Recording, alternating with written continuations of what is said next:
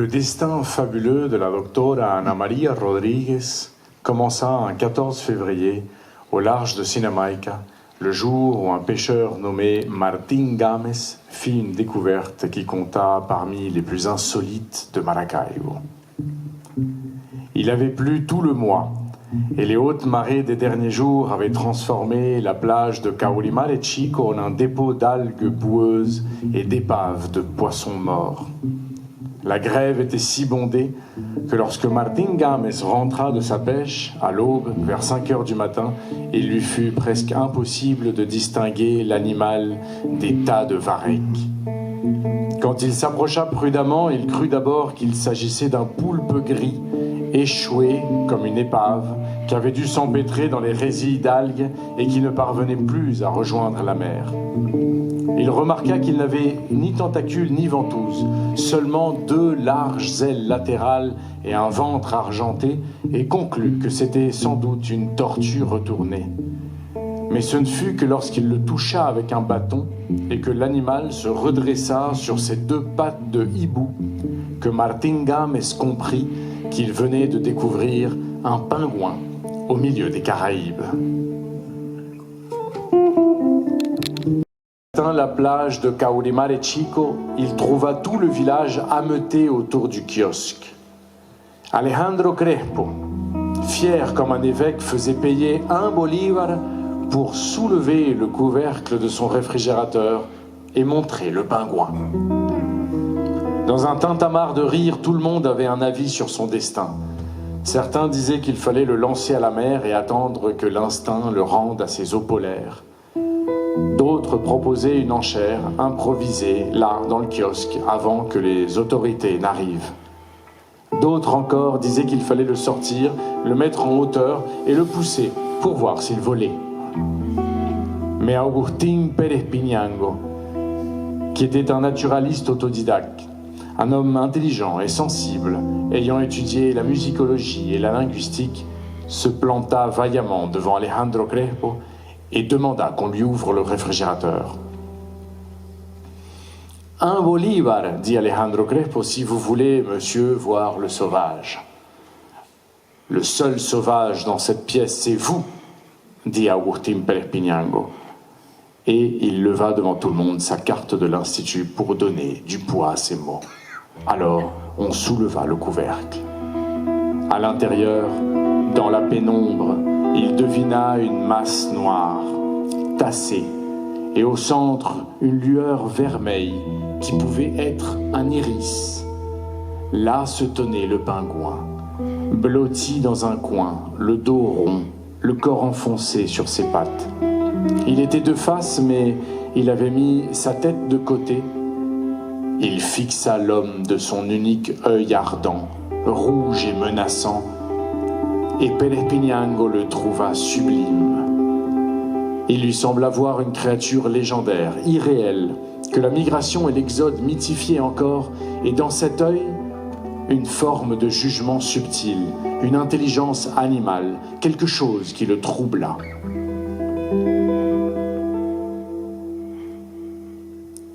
Ce n'est pas un sauvage, fit-il avec émotion. Ceci est un gorfou sauteur. Ce nom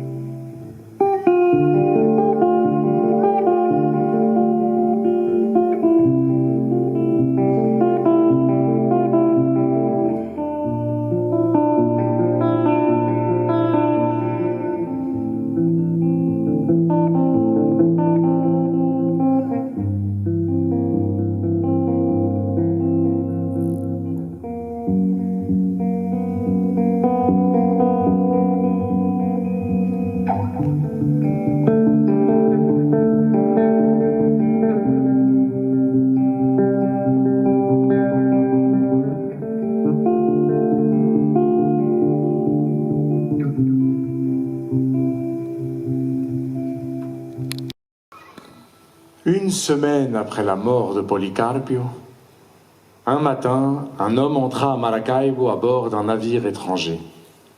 Il avait un front large et des cheveux noirs. C'était un joaillier d'une trentaine d'années, aux yeux d'un vert lacustre, avec des paupières basses et des lèvres serrées, qui fit irruption dans la rue principale avec d'étranges instruments sous le bras que personne n'avait jamais vus. Il amena avec lui de nouvelles techniques de bijouterie, prit la nationalité vénézuélienne, se maria, eut un seul garçon et fonda un petit magasin de bijoux dans la rue Victorino Meadeb.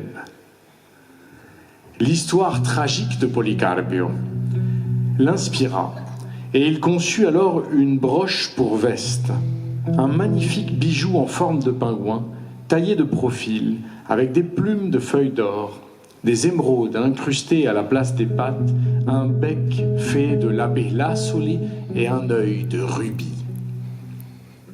Bien que cet objet d'art ait pu valoir une fortune, il décida de ne pas le mettre en vente, mais de l'offrir à cet unique enfant, à son seul fils, comme un cadeau de naissance.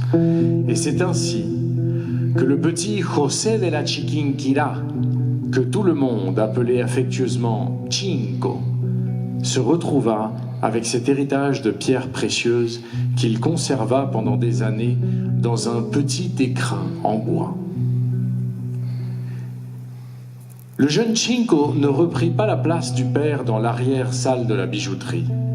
Quand il eut 20 ans, il refusa de le remplacer au magasin et devint typographe pour une entreprise française qui construisait un chemin de fer dans la province del Táchira. Il créa le premier syndicat de machinistes, s'occupa de lutte sociale et de revendications civiques, eut la charge d'établir l'ordre du jour des réunions ouvrières et jugea que les seuls bijoux qui devaient décorer la poitrine des hommes étaient ceux de la liberté et du droit social. Son père, hélas, regrettait secrètement le choix de son fils.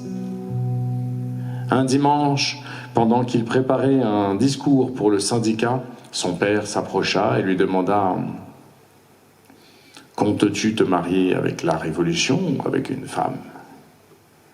Chinco, qui était un garçon jovial et enjoué, doté d'un beau regard songeur, eut un discret sourire qui ne laissa rien entrevoir et lui répondit « Peut-être un mariage à 3 ?» Or, son père le connaissait. Il savait qu'un nom occupait déjà les rêves de son fils pour l'avoir surpris un jour sur la place principale, à l'heure du crépuscule, à attendre le passage d'une jeune fille. Il était visiblement concentré non pas à organiser des réunions syndicales, mais à imaginer des rendez-vous secrets, des baisers à l'abri des regards, des passions consumées entre deux portes. Ainsi, à une époque où les racines d'une révolution à venir commençaient déjà à croître au Venezuela, où les premières idées socialistes se mettaient à germer, où la valeur aristocratique d'une vieille broche en or n'avait plus sa place, le pingouin ne vit plus la lumière du jour jusqu'à cet instant où Chinco Rodriguez décida d'épouser une certaine Eva Rosa.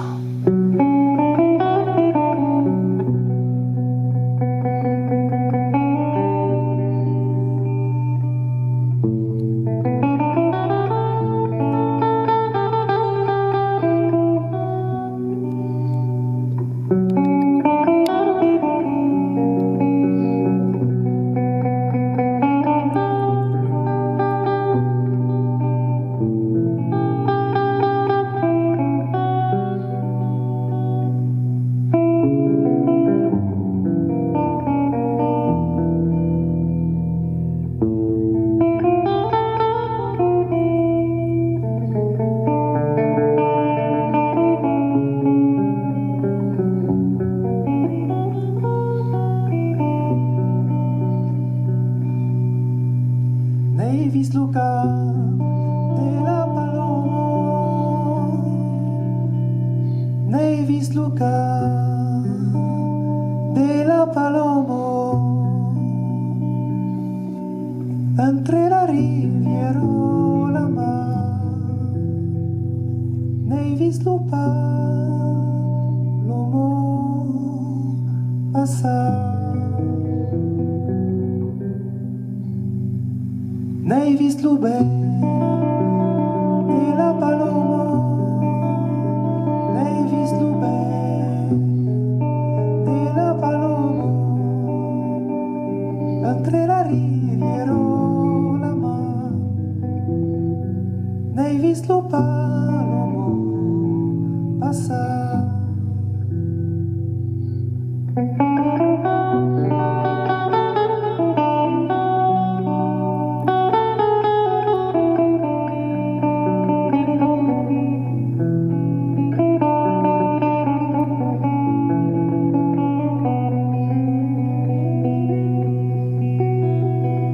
N'hai vist lo cor de la paloma,